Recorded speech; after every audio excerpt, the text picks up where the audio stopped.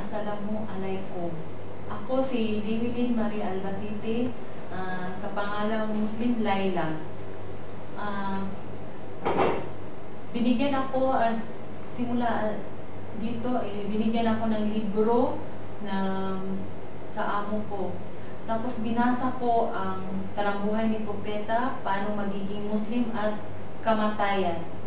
Tapos, nagdadalawang isip ako kung alin sa dalawa ang tama, Muslim or Christian. Tapos, tinanong ako ng amo ko kung ready na ba akong magiging Muslim.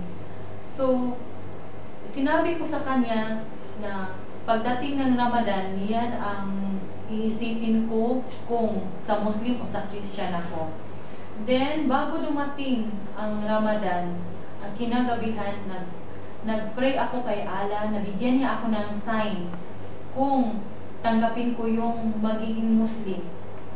Then, natulog ako, nanaginip ako. Ang panaginip ko ay ganito. Isang malawak na tubig na parang dagat, tapos sa dulo na malayo ay malaking bintana. Tapos ang bintana is parang ilaw na sa liwanag na maputi. Tapos marami nagsisigawan, ala, ala, ala. Tapos may isang kamay na lumabas na hindi ko nakita ang mukha, kamay lang. Tapos sinabihan niya ako na, halika, halika. Tapos natakot ako, sinabi ko, ayoko, baka malunod ako, hindi ako marunong lumangoy. So, huwag kang matakot, pumikit ka lang at saka ganito yung kamay mo. O pumikit ako. Tapos naglakad ako, hindi ako nalunod. Para ako naglalakad sa ibabaw ng tubig. Pero yung paa ko malamig.